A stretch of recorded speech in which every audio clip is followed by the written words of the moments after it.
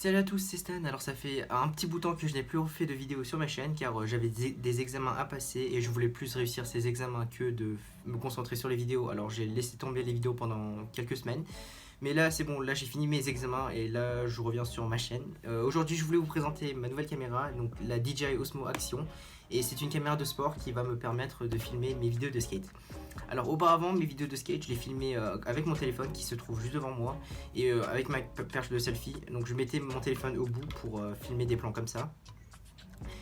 Mais après, ce n'était vraiment pas pratique pour filmer des vidéos de sport avec un téléphone car j'ai toujours peur de le casser au cas où si je ferais une chute.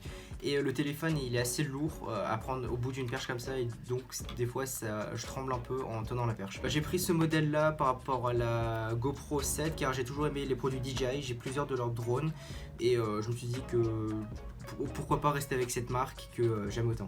Alors déballons ça tout de suite.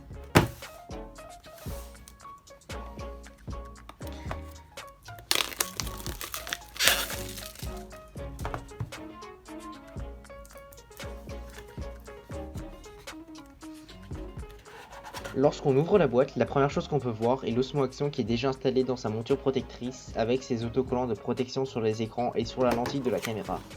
Dans la boîte du dessous, nous avons les accessoires qui sont fournis avec cette Osmo Action. Il y a une fixation adhésive incurvée directement installée sur une base de démontage rapide,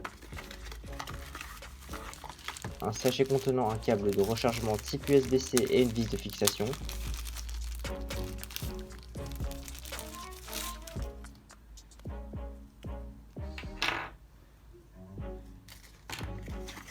une fixation adhésive plate, une petite boîte contenant la batterie de la caméra,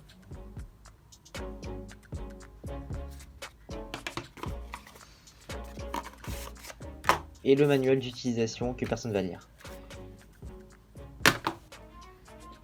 Pour commencer, on va enlever le film de protection ainsi que le cadre de fixation et on va insérer la batterie qui n'est pas préalablement installée sur la caméra mais qui se situe dans la petite boîte pour la batterie.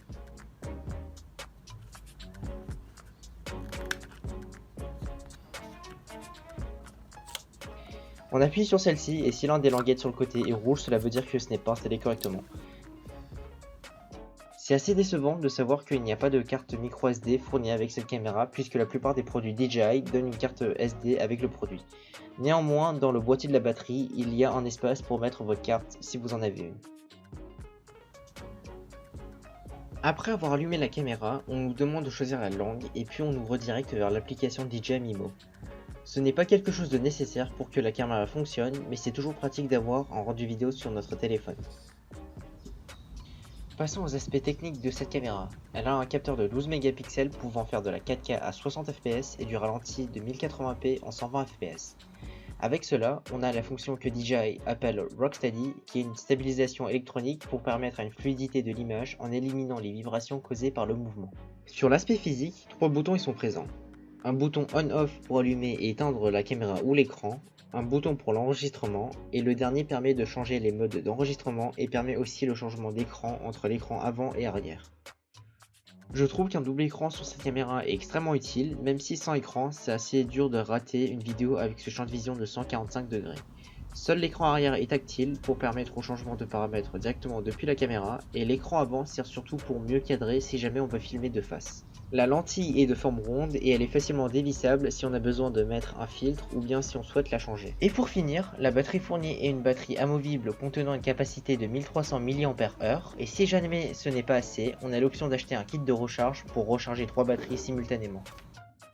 La stabilisation est également de très bonne qualité. Lorsque je l'utilise sur mon casque ou sur une perche à selfie lors de mes séances de skate, il n'y a pas trop de vibrations sur l'image et l'ensemble reste plutôt fluide.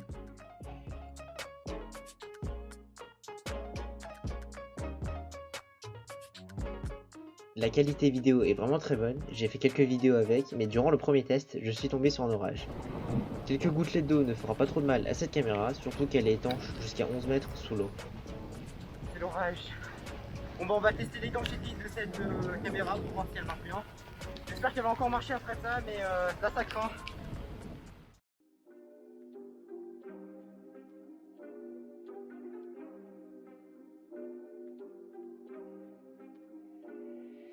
CBA, never say I've been on my grind for 7 days.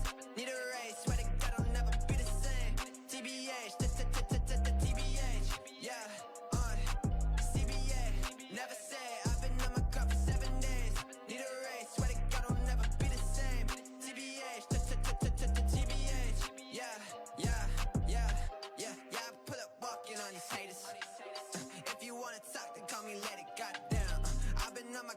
Je n'ai pas de caméra avec laquelle je peux la comparer, mais je suis plutôt satisfait de ce produit. Elle est petite, facile à transporter et le rendu vidéo est de très bonne qualité. Pour ceux qui chercheraient une caméra de sport, je peux vivement vous recommander celle-ci, surtout que cette marque est aussi réputée pour la fabrication des meilleurs drones du marché. J'espère que cette vidéo vous a plu et je vous dis à très bientôt pour de nouvelles vidéos.